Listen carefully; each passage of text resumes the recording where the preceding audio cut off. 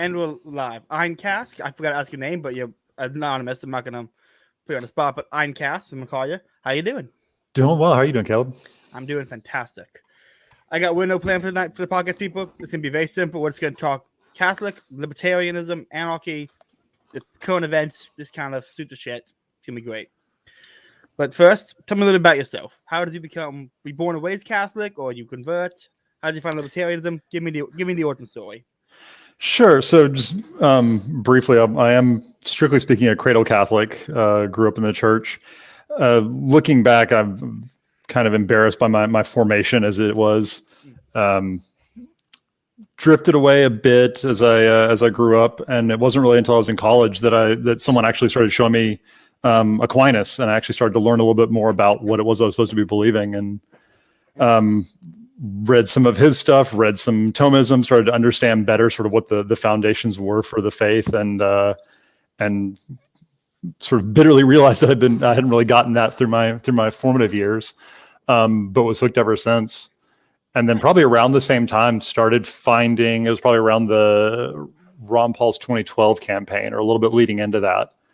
Had some friends that were sort of left libertarian leaning, and they sort of at least got me listening to some of those ideas.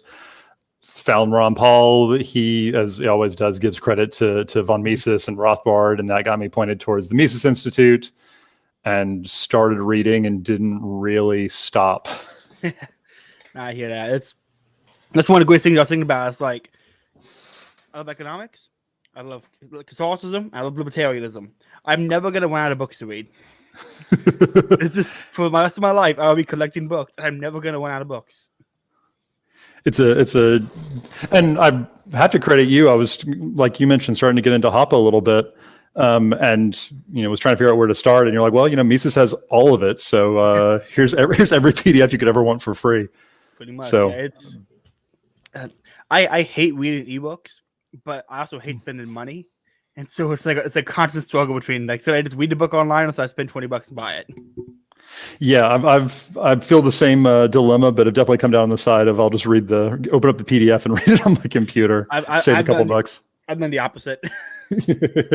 I don't know what it is. I basically get distracted, ADHD, I'll be reading a PDF, and one notification, I'm never going back to it. It's over. Sure. But so Thomas Aquinas, that's kind of how I found Catholic. It was Bishop Barron, and finding out I didn't have to read the Bible literally to be a Christian. Screw you, Ken Ham. But finding him, and he mentioned Aquinas, like, who's this nerd?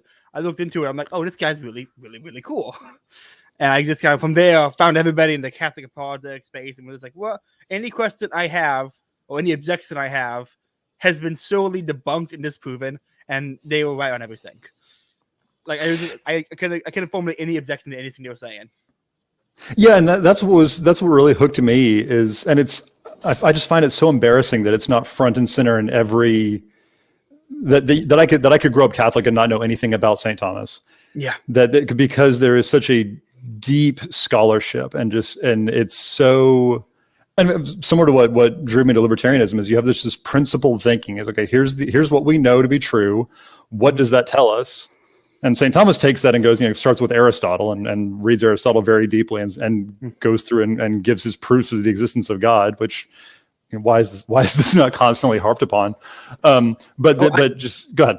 I love how people say things like quantum physics is I saw an article a while ago on some quantum physics is due to recent updates in breakthroughs in quantum physics, we have now disproven Thomas Aquinas' arguments for God.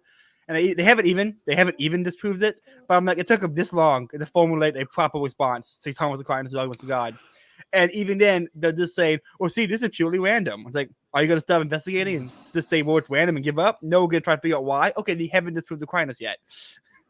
It's just so clear. One, they don't understand St. Thomas. Two, they don't understand quantum mechanics. Yeah, and they don't understand any of the. And I'm gonna go way too deep down the rabbit hole here. But if you understand physics correctly, if you start with Aristotle, who really sort of gave us the ideas of how we understand physics, and you move through those ideas that are so clear and are necessary to even get quantum physics. The idea that quantum physics could even be discovered without understanding what Newton knew before him, what knew before we do now, and what Aristotle knew 2,000 years ago, that you have these fundamental truths that you needed to get quantum physics, and then somehow quantum physics can disprove those. It's logically inconsistent to say that, okay, I need Aristotle to get quantum physics, and then quantum physics tells me why Aristotle's wrong. Then you don't have quantum physics anymore. Yeah.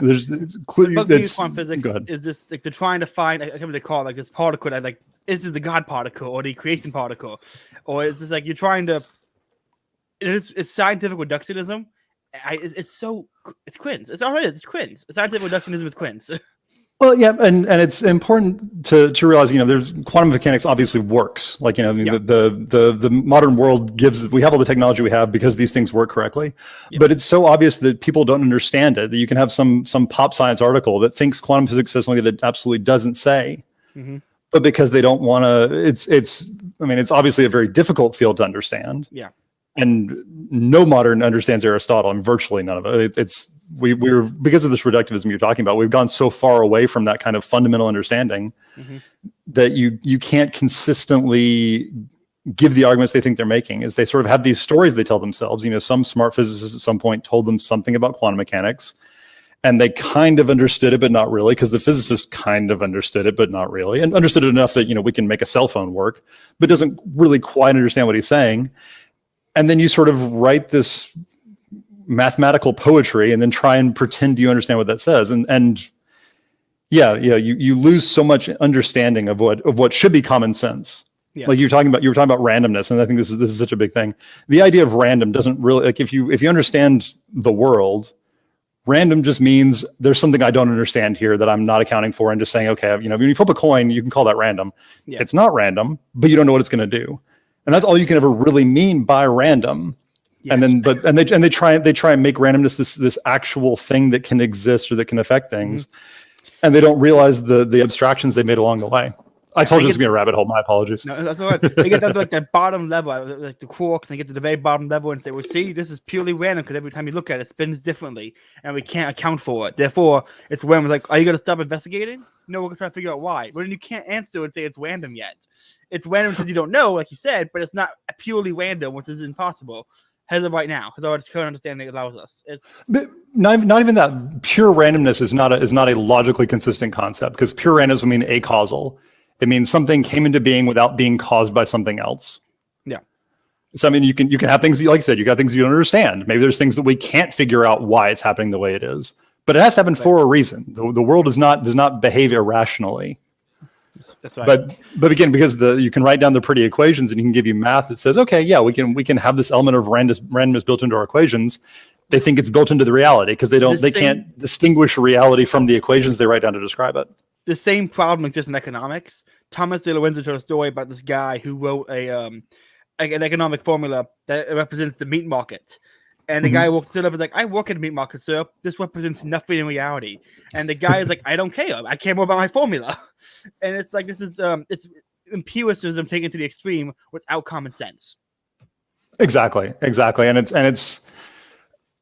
it's been so effective because, again, it gives us right answers. Like, if you and even as much as we as I don't know if you consider yourself an Austrian economist, but as libertarians follow that kind of economics, as we understand the limits of any kind of modern economic theory, it does produce something. The equations do have some relevance, even if trying to apply them or trying to manipulate them or trying to tune them to try and get the desired results is either impossible or undesirable. They work to some degree. And in physics, you have that problem 1,000-fold more. The equations obviously work, right? I mean, the modern world exists because the equations are telling us something, but we don't know what it is they're telling us. So when we try and, just like with economics, we try and go back and say, okay, what does this actually mean for what actual people do? Mm-hmm. We have no clue. Yeah. Real quick, I want to get into this. I love your profile pic, Ayn Rand holding a cross. I'm pretty sure I would burn her alive if she did pick up a cross. It was the funniest thing. I started making the image, and it kept crashing my computer for a couple of times. I don't know what the issue was. I think it was just her ghost trying to rebel. Ayn Rand, I like Rand. I like objectivism. I have friends who are objectivists. I've had them on the podcast. I read The Virtue of Selflessness, and I'm like, I like some of this. The Fountainhead, I think, is a really good book. Not so much Atlas Shrugged. But when you get to the actual philosophy side of it, like I read her epistemology, and I'm just Mhm. like, I find this lacking. Like if you read anyone from the team, what's his name, Jacques Martin, who was the 20th century neo-Thomist, who wrote the book called Degrees of Knowledge, which is basically a Thomistic epistemology. Mhm. He's a much better case for having a solid epistemology than anything Rand wrote about it. And it's just like, I like Rand, but he falls short in so many ways. Yeah, and I think it's especially as a Catholic, I think it's important to sort of realize what her contributions were. I mean, her great quote about the only philosophers worth reading are the three A's: Aristotle, Aquinas, and Ayn Rand. And to a large extent, I think she's probably right with the first two at least. And I think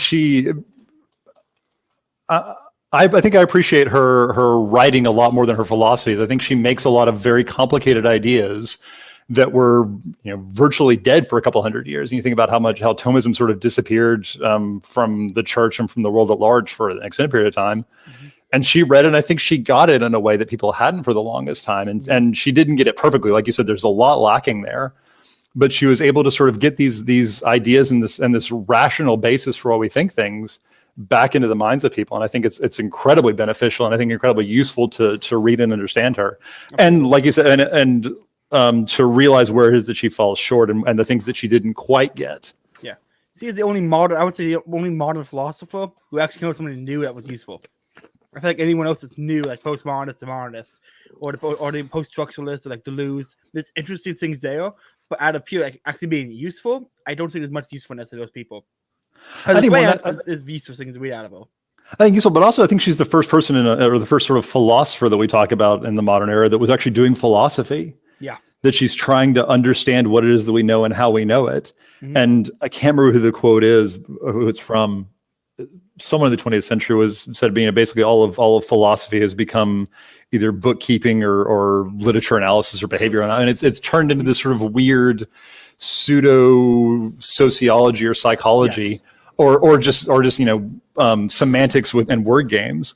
Well, whereas so much of modern philosophy it bugs me is like the kind of like materialists, where they'll pick up a glass and throw it at the wall, and I'll say, "Why did you do that?" And they're like, "Well, the neurons fired in the brain and made my omelet to throw the glass and the glass shattered." And it's like that's interesting of how. That's not a why.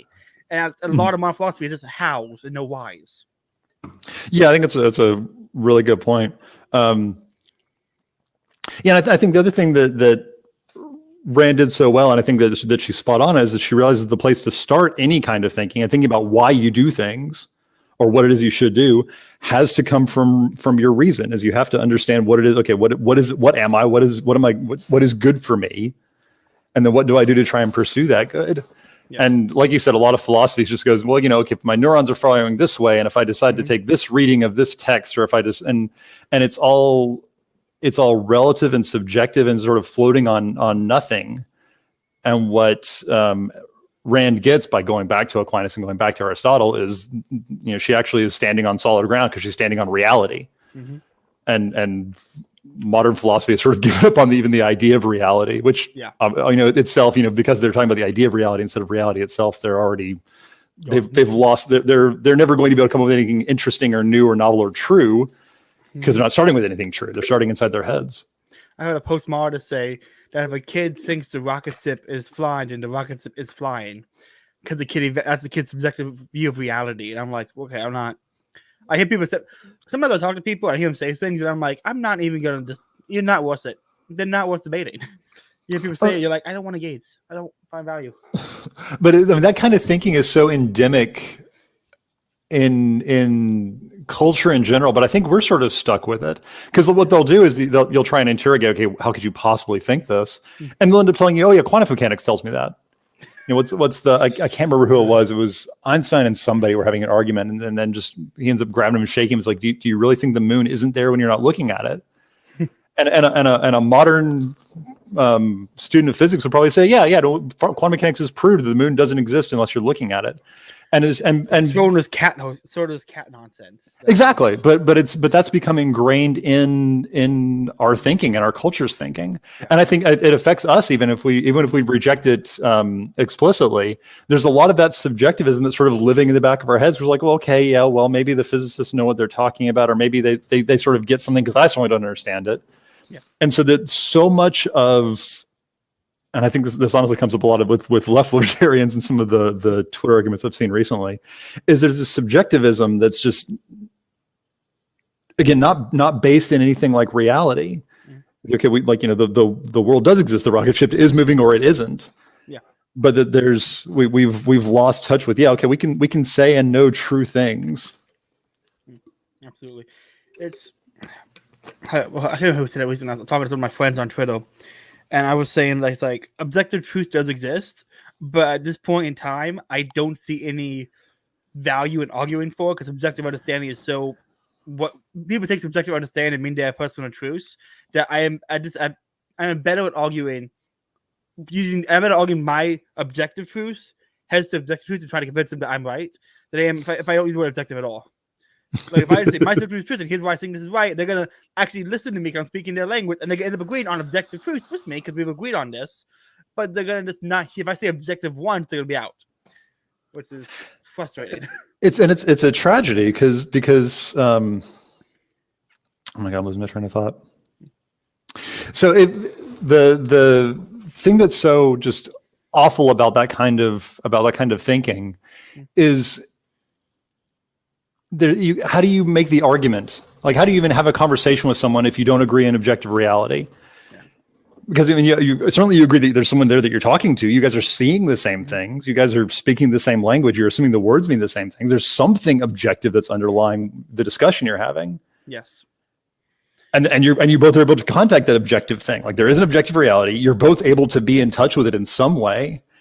And if you're trying to deny that, just any kind of rational argumentation or logical thought just seems impossible to me. And that's why you see so many people that think so many weird contradictory things. Yeah. Because they don't assume that they know that the world exists. I think it was Matt Fradd of Praxis was crying, and he was I think he was like, say it was from 15 to 18. He believed I can't remember what it's called, but like reality didn't exist when he didn't look at it. And he saw everyone in his life was a figment of his imagination. And that nothing was real. And it like drove him crazy. And I'm like, that is I know people who probably think like that. And that they just live with it. And I'm like, that is a scary thought to think someone's life. They just accepted the fact they accepted the fact that they don't believe they can prove their friends exist outside their view. And it's like, that's gotta fuck with your mind. If you think about it for 2 seconds, it does have to. Like you said, he drove himself crazy this way. And that's the only conclusion. That's the only thing that can happen if you try and think deeply about this. Like if you try and start with the assumption that I don't know that reality exists, I don't know that things are there when I'm not looking at them. This sort of solipsism where I don't know that anyone else even exists. If that's where you're starting from, if you think deeply about it, you're going to end up driving yourself insane. And so, and people sort of stop themselves short and sort of, they implicitly realize the real world exists, but they can't really let themselves go through and try and think critically about it because they'll end up driving themselves completely mad. Yeah. This is why I like Ayn Rand's A is A, not A equals A, not A plus A is A. Right. Just like reality exists, and that is the starting point. I think that's a great point. That is the starting point of philosophy, in my opinion, is that reality does exist.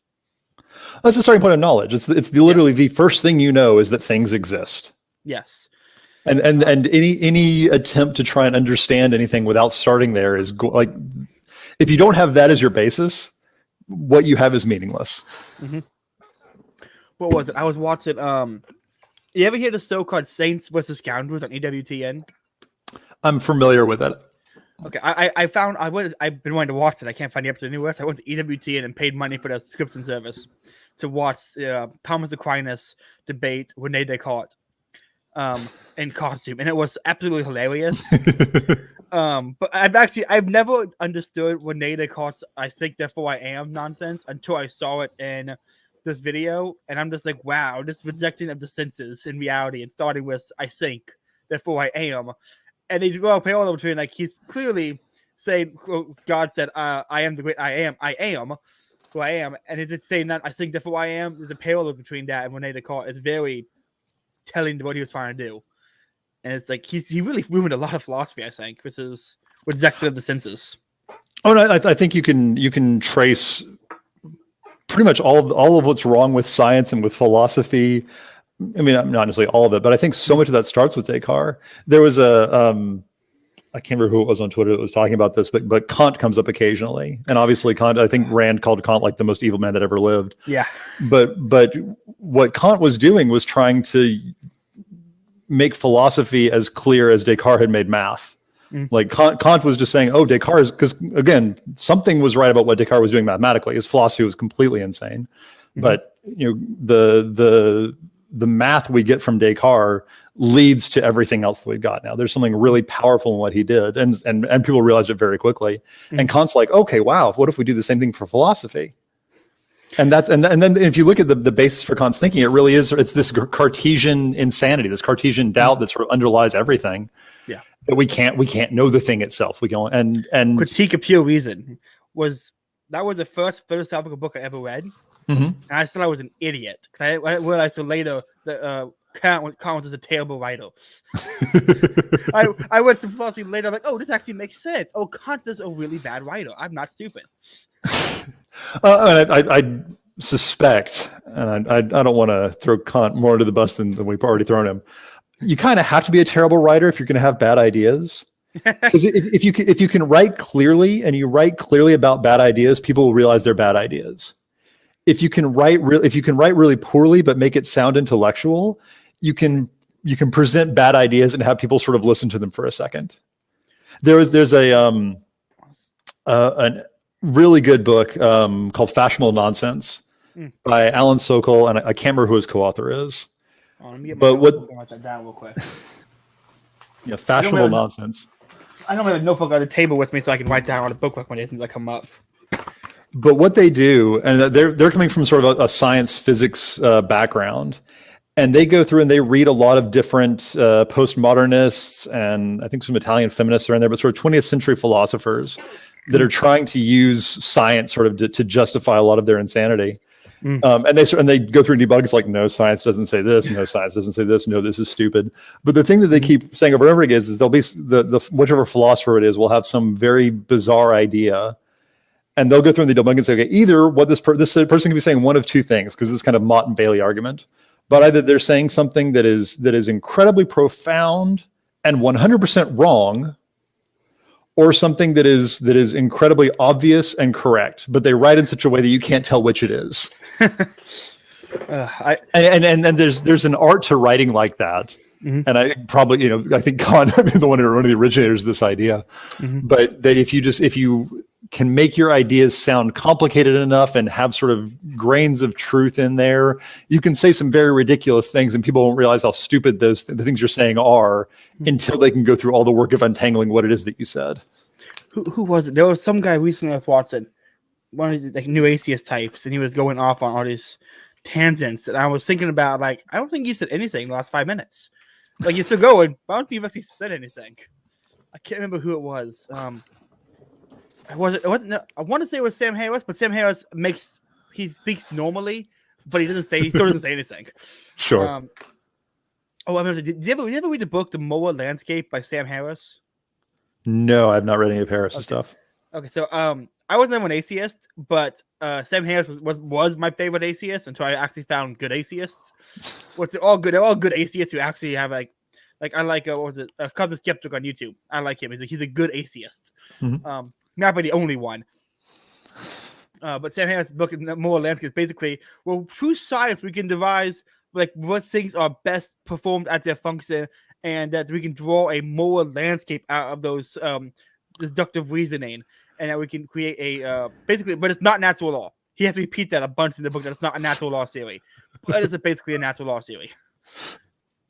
Yeah, I think the idea of natural law is so anathema, because I think that's ultimately what you have to end up doing. Is if you want to try and get some kind of moral rules from somewhere, they have to come from somewhere. And where can they come from? But nature, from your nature. But of course, you do say, okay, well, yeah, this is the way things should be for these, predictable, understandable, rational reasons.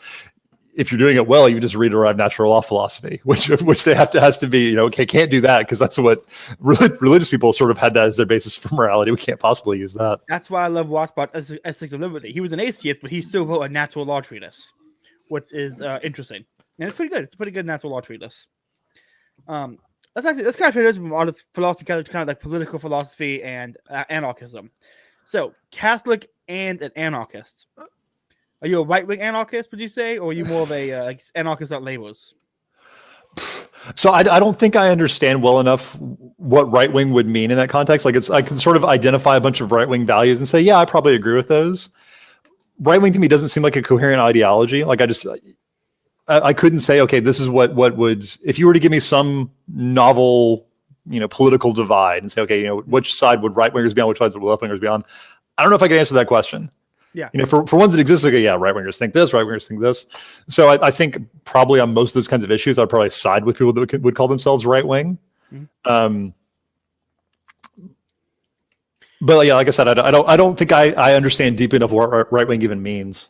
Yeah, I was talking about this with a friend of mine at work, and it's like drawing a right left distinction is so hard nowadays. Because, for example, I would say Ben Shapiro is left wing for me. But someone says you're an anarchist, therefore you're inherently left wing, and it's like, okay, well, I don't think that's the case. I think the only word I think Zero from In Democracy, the Hoppian guy. I think he said it was Curtis Yarvin. It's hierarchy and versus egalitarianism. It's order versus chaos. I think that's really the best way to draw it. It's like, are you okay? Do you accept natural hierarchies as being good and beneficial, or do you reject hierarchies and in favor of egalitarianism? And I think anyone who kind of chooses egalitarianism over hierarchies falls in the left wing category. I think that is a good distinction. And with that in mind, and like, if you're going to phrase it as order versus chaos, I think the only rational answer is order. Yeah. Again, going back to something like Aquinas or understanding where morals come from, what being is. Being is ordered. When we were talking about randomness isn't a thing inherently. Chaos isn't a thing inherently. It's an absence of a thing. It's an absence of order. And I don't think people think about it in these terms, but if you're pro chaos, you are pro something lacking something. Quite literally, you are pro evil in a very physical sense. Because if something is lacking the order that is proper to it, it's evil by definition. It's some evil has befallen a thing that is missing order that it should have. Yeah. And so if you are in favor of chaos, you're in favor of things not having the order that they're supposed to have. Mm-hmm. Yeah, no, like I was gonna say, I've been reading a lot of Curtis Yarvin recently, kind of going down that whole post. He's not really a post-libertarian, I would say, but he was kind of the first guy to kind of go past libertarians, going this neo-reactionary route. And the whole how do you put it? Like the company town corporate monarch system he talks about. I'm like, that seems pretty orderly. Like I would live under that. As a anarchist, well, you're not anarchist, you're submitting yourself to a king. And it's like, okay, it'd be happy, it's voluntary. I think some anarchists take the idea that for me, anarchy means voluntary. And for some anarchists, it means no rulers, no gods. And it's like, I get where they're coming from, but I think in modern sense, anarchy really can boil down to voluntarism, which I think is a better way of explaining at least what right-wing anarchists believe. I would agree completely. I think voluntarism would be a much better description of. It's not roll off the tongue easy, so no one uses it. Well, and I think it lacks a lot of the I don't know, meme power of anarchism. But I'd say, even if you look at some of the left anarchists and you look at some of the AynComs and some of the early anarchists that were very clearly not right wing, and I think some of their understanding might be lacking in some cases, but they're clearly in favor of voluntarism. Like there isn't whatever order there isn't imposed from outside. It's internal to the group, and even if it's just at a very low level. Yeah. And I on that note, I think that's probably one of the things they really don't understand is that there is such a thing as a natural order to society, and there are hierarchies that exist naturally and that are not bad things. That's when we say, order versus chaos. Okay, if you could imagine, you have this very regimented society that looks very orderly, but that's not a real order because it's not emergent from the people in it. A real order is one that comes from who we are. It's the one that we construct internally. Imposing order from outside isn't really order. You're breaking the order that's supposed to be there and replacing it with a different one. One of the things required for order is it has to be flexible.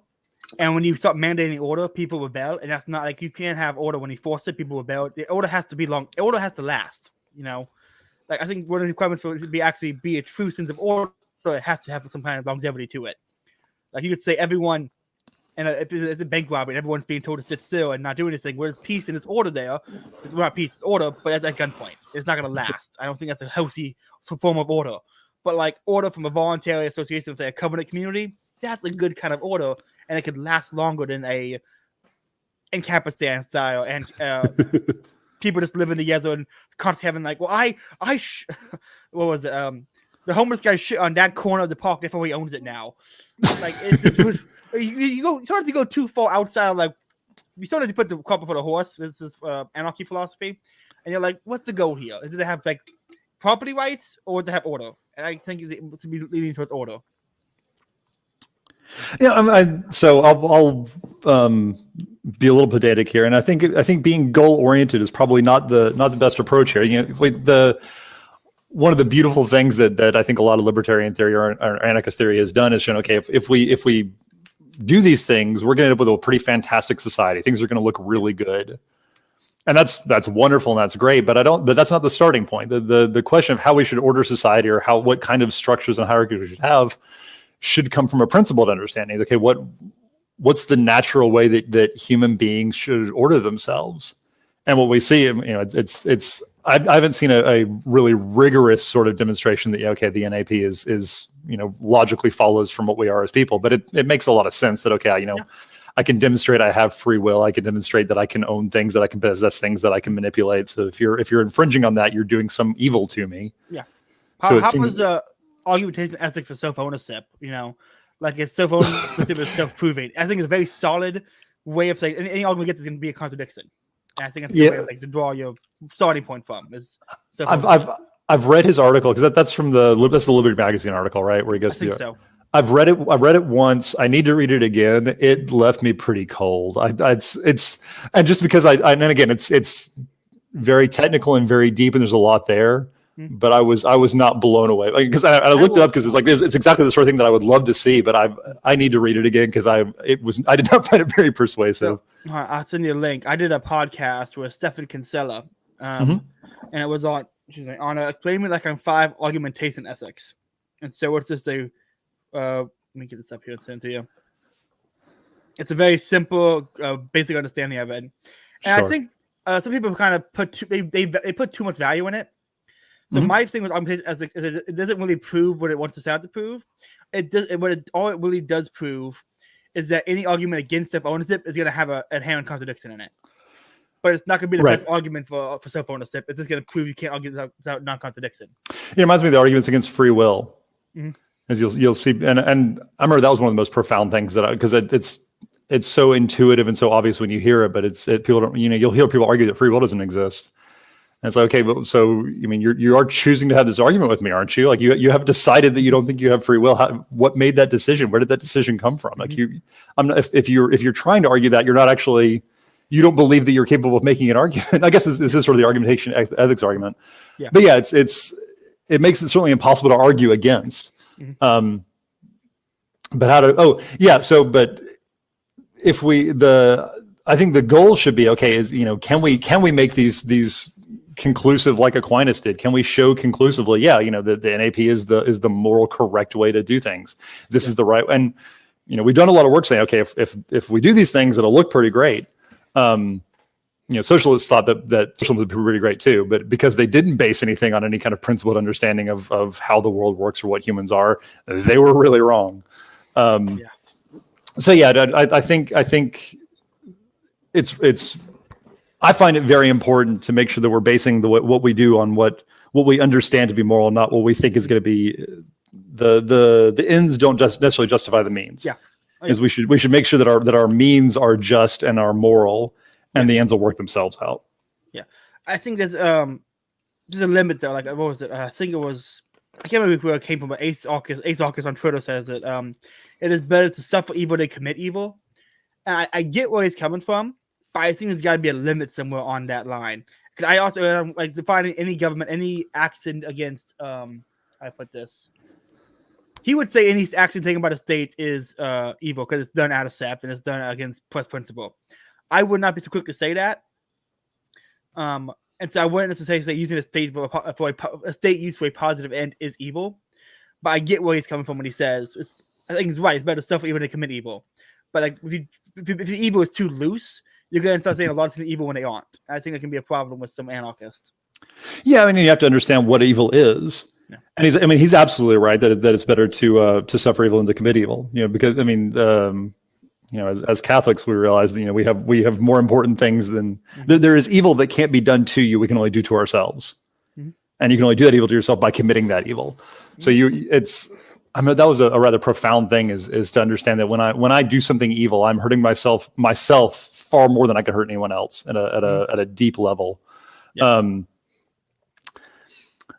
But yeah, I guess this kind of goes to the kicking homeless people out of playgrounds kind of thing. That was the weirdest week I think I've ever. That was like I tweeted out, and like, this is an argument between people with common sense and people who are autistic. That was how I saw almost every argument happen. There were good people on both sides. I want to say that, like Trump said, sure. People on both sides. But most of the arguments I saw was this common sense versus autism. Well, I mean, that's the kind of distinctions we need to make, though. Is if you're sort of if you're basically gonna be every state action is inherently evil, like you said, you can get yourself into some trouble that way.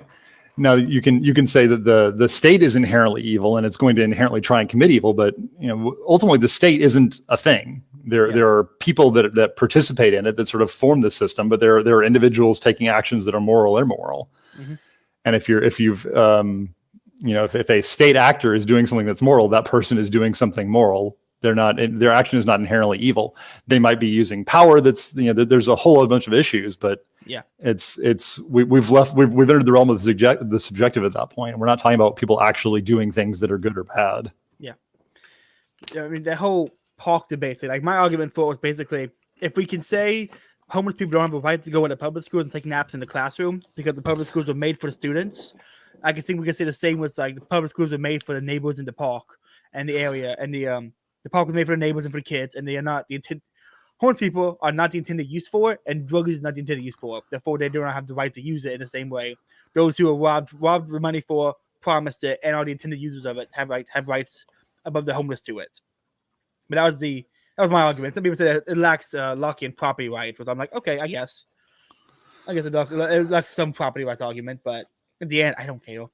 I mean, this is the issue with public property in general is that there's some confusion about who has rights in that property, because it's obviously not in a state of nature. There's a park, there's a playground there, someone's done something there, but who has those rights is confused because it's owned. Either the tax money or whatever it was that was used to build that park was taken maliciously or by force. Yeah. And so you have people that did contribute in whatever way that through resources are actually building it, that did homestead that place, but they're not considered the rightful property owners. And so we have this huge message. Okay, well, who is the rightful property owners? Yeah. But what we can be pretty sure of is it's not the homeless drug addict that's passed out on the swing set. Because he probably doesn't have a right. We don't know exactly who does, but it's probably not him. Probably not him. This kind of turn things over again. What are some? So I'm Catholic, you're Catholic, both anarchists. I'm sorry, we both heard a lot of objections to why Catholics can't be anarchists because anarchists, or libertarian because libertarian is liberal, and why you can't be liberal Catholic, libertarian Catholic, or anarchist Catholic. What are some of the arguments you've heard against the merging of these two philosophies? So the ones that are probably the most common, and I think that are probably the most easily refuted, are the ones from Scripture. I can't remember if it was you that posted this recently, or it might have been Daniel. But someone had the great article from Mises.org about the rent under Caesar, that which is Caesar's. And people will try and sit there and say, well, look, clearly here in Scripture it says, you're supposed to pay your taxes, you're supposed to give, what's proper to the government, or they'll reference the letter to the Romans, submit yourself to authority. And I've read a couple other good refutations of that, but I think mostly it's been scriptural arguments. I think the other ones either amount to people who don't really understand Catholicism or they don't understand anarchy. Yeah. And I think, and part of that is this sort of, this AynCath kind of tradition that when people think anarchy, they think anarcho-communist, they think shops, Antifa. Exactly. Or even just more fundamentally, they think they'll like we were talking about hierarchy previously, is they'll have this idea of, okay, well, if you believe in anarchism, you don't believe in any kind of hierarchy. There can't be any kind of organization. Therefore, you can't be a Catholic anarchist. Yeah, and that would actually be a clear contradiction, as because if you believe to be Catholic, you have to believe in the natural law, you have to believe in the natural order, and anarcho-communism would directly reject that. So I think it's mostly just sort of a lack of any deep thought or deep understanding. And it's so frustrating that people will just turn off that quickly instead of saying, something like my avatars, they'll see Rand with a cross and be like, idiot, Rand wasn't a Catholic. It's like, maybe I know something that maybe I've thought something that you haven't, and you might want to engage this more deeply. Impossible. People on Twitter who disagree with you are smarter than you. It's just a law. It's more than that. I mean, even if they think I'm an idiot, like, do they think that they know absolutely everything, or that they're omniscient in some way? Yes, I can't. There was somebody that I wasn't even trying to argue with them. There was somebody. I think you actually started this because you seem to be a pretty good shit stirrer on Twitter. But he was getting upset about something. And his argument just made no sense to me. And I just started tweeting back. I'm like, okay, I don't understand what it is that you're asking. I don't understand what it is you're saying. Can you please try and explain this a little better? And I think he called me a dumbass and blocked me. And that was sort of the end of the exchange, because it wasn't immediately obvious what his argument was to me, or that I was clearly, this was some kind of antagonism that I'm like, I don't know what you're saying. Like, is that, yeah, I mean, it's this lack of critical thinking. It's okay, I have my view. You don't immediately, acknowledge that, yeah, clearly I know what I'm talking about, so therefore you're an idiot that can be ignored completely. Yeah. Now that is my attitude to people who say you can't objectively know reality exists on Twitter. That is my reaction. Like, okay, Thomas Aquinas and Aristotle both kind of hated philosophers who rejected common sense. Like, who was the guy? There's this Greek philosopher who said things don't ever change, we just think they change. Oh yeah, I know exactly who you're talking about, and the name's going to escape me. Yeah, it's going to escape me. I only know about it because Ed Fazer talked about him in his Aquinas for Beginners book. Mm-hmm. And Ed Fazer goes a great point that Aristotle and Aquinas had no patience for those who lack common sense, because common sense is one of the beginning points of philosophy. And that's me on Twitter. If you lack common sense about reality around you, I'm blocking you. I'm not engaging with this. I have better. The time I would spend trying to explain to you the table in front of you does exist, I could read 2 books. So I'm going to read 2 books. I'm not going to do it. I completely respect that perspective, and this is just me being such a Twitter novice. Is that I'm sitting there like, okay, I have a hard time not just feeling bad for these people. Like clearly, like you are fundamentally misunderstanding reality. Like, I don't think you're an evil person. You just have zero common sense. Something horrible has happened, and it happens to a surprising number of people. Something is horribly wrong that you don't think things exist. Like, I think, I mean, my answer ends up being, okay, I can't help you, but I'd end up just pitying these people. It's like, I would love to try and engage you in a conversation to say, okay, just shake you and try and help you see just the very beginnings of any kind of actual knowledge. Mm-hmm. But it's probably more efficient just to block and move on. Face to face is much more effective. Sure. In the oh my gosh, in the Saints versus Scoundrels episode I was talking about earlier with Renee Descartes, when he says you can't trust the senses, the host dumps a glass of beer on him, and it says, how did this get here?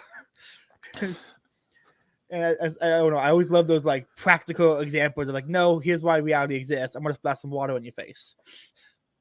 Yeah, and you know, like we were saying earlier, as soon as you try and think about it critically and go past step 1, it obviously contradicts what you know. Mm-hmm.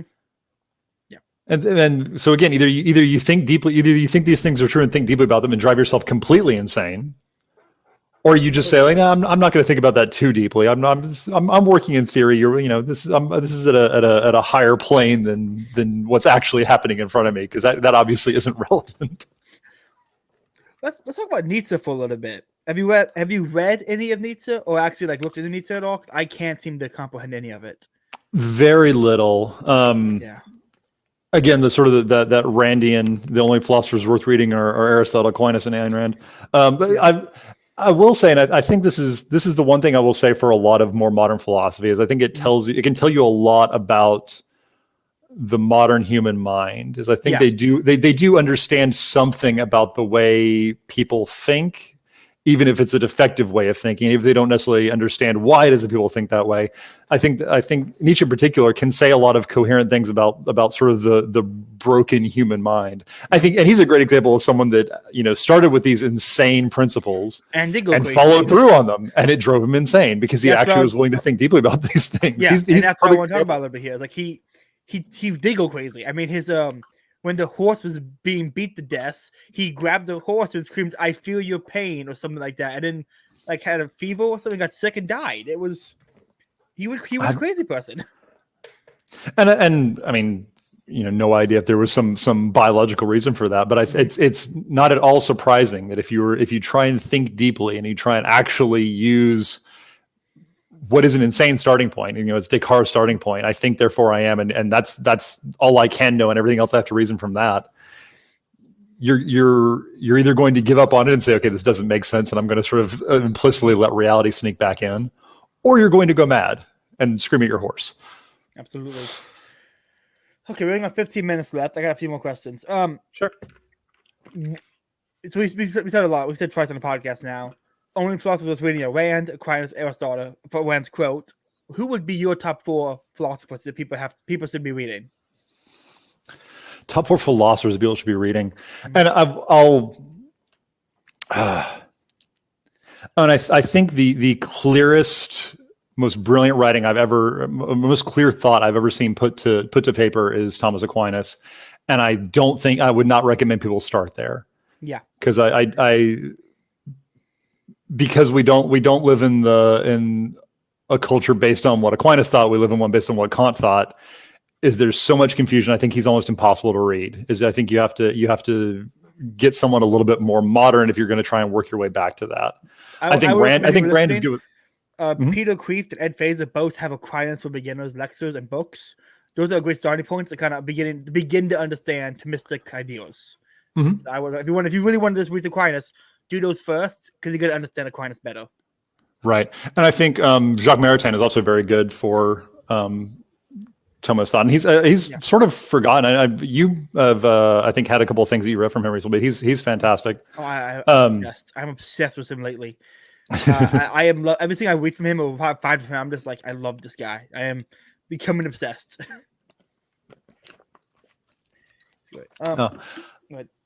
So I will say, and it goes without saying, I think Rothbard, in terms of anarchism and libertarianism, is one of the clearest thinkers, but also just the best writer. Like, you know, there's a lot of good things from a lot of the older Austrians and from Hoppe to some extent. You know, they clearly have some very, very good, profound, deep insights.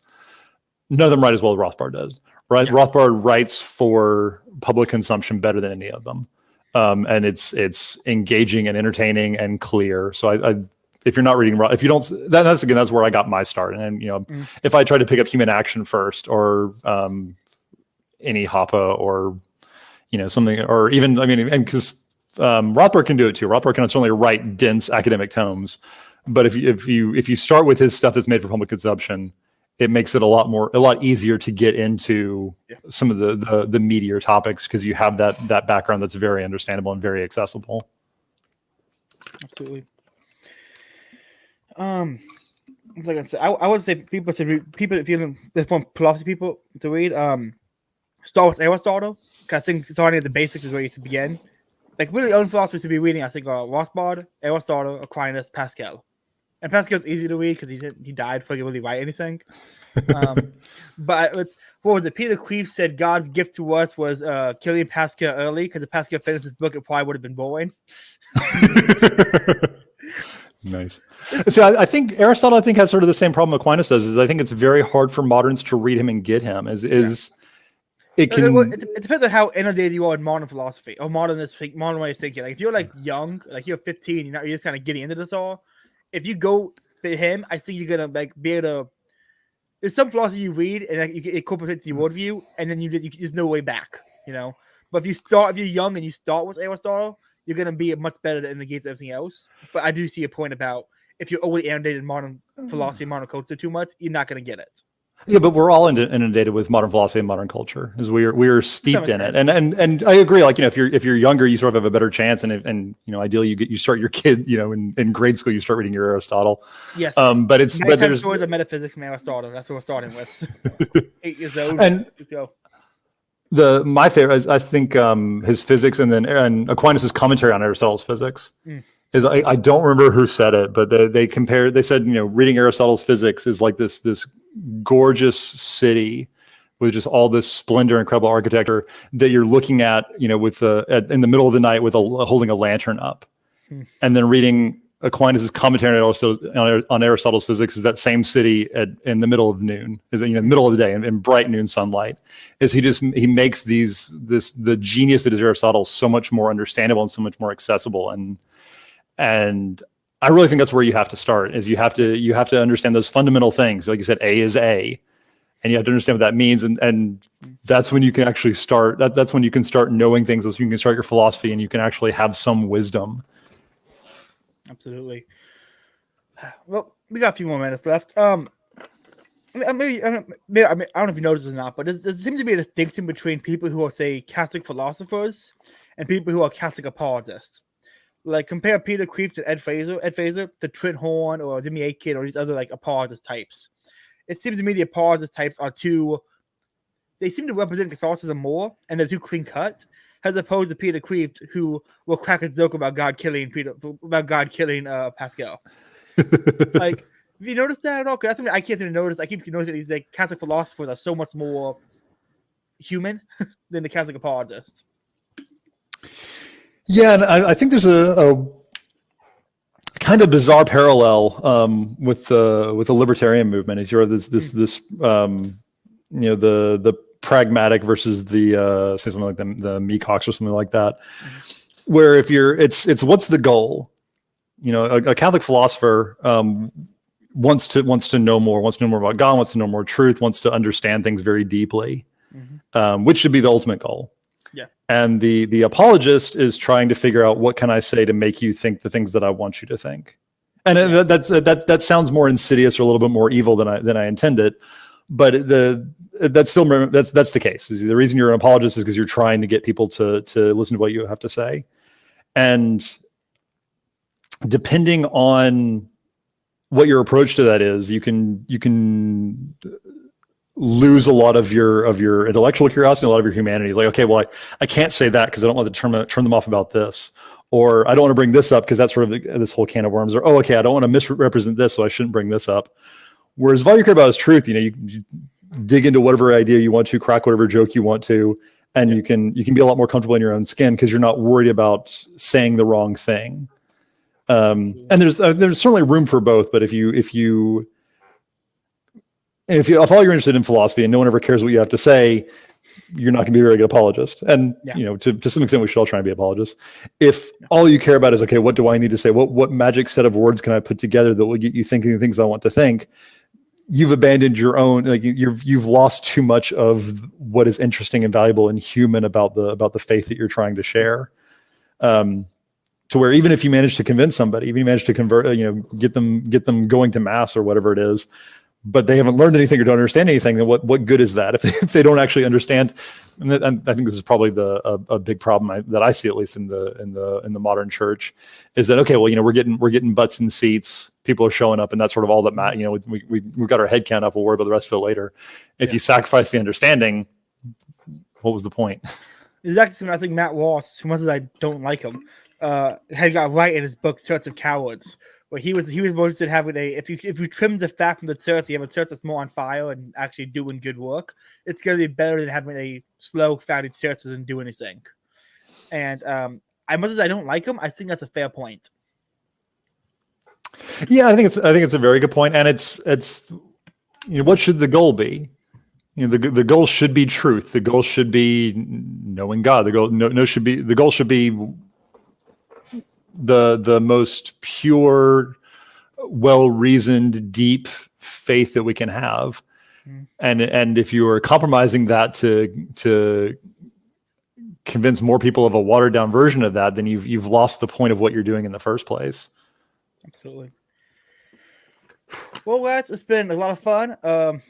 AynCath, where can people find you at?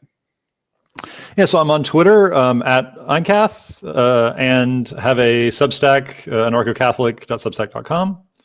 Appreciate you having me on. We should do a book review together at some point. I was gonna say once I end the stream, I want to talk to you for a little bit longer by trying to figure out a book we can do. Perfect. So, well, guys, it's been a lot of fun. Read more books.